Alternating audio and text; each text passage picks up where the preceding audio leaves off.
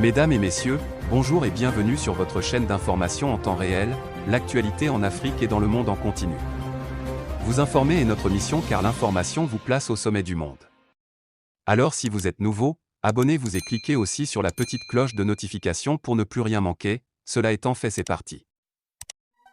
Avant de commencer la vidéo, nous tenons à rappeler que, les images utilisées dans toutes nos notes d'information sont à titre illustratoire.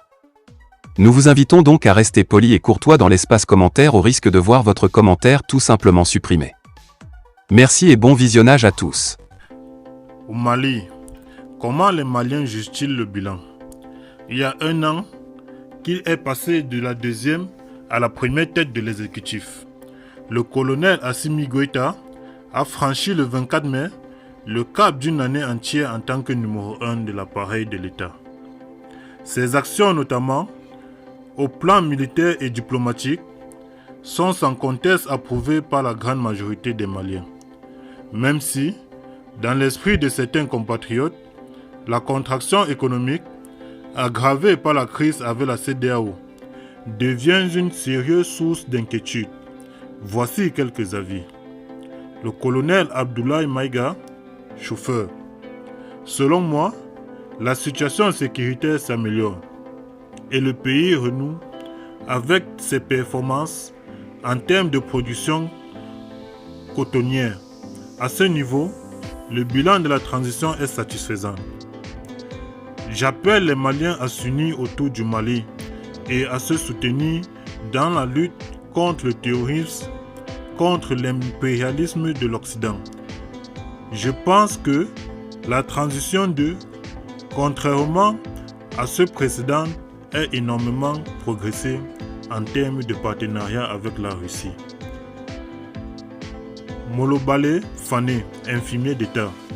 Je pense que le bilan est acceptable, surtout au niveau de la sécurité, car le gouvernement a mis tous les moyens nécessaires pour libérer le pays des griffes des djihadistes, voire des néocolonialistes.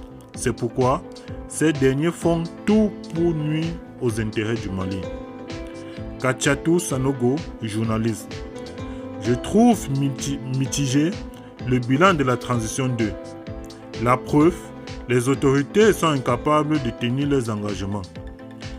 Elles n'arrivent pas à réunir la classe politique de la société civile. Ensuite, elles ne parlent même pas de l'organisation des élections qui devraient se tenir dans un bref délai. Je crois que la gestion du monde actuel est politique et non militaire. Abdul Karim Konaté, commerçant. La réussite de la transition ne se limite pas seulement à la sécurité. À ce niveau, il y a eu d'énormes progrès. Mais au niveau de la sécurité alimentaire, le gouvernement souffre beaucoup. Ce qui me pousse à dire que le bilan est mitigé malgré les montées en puissance de l'armée. La zone de Djenné est toujours sous l'emprise des djihadistes. Ce conseil des autorités à rester vigilantes et à renforcer les capacités afin de libérer la zone de Djenné.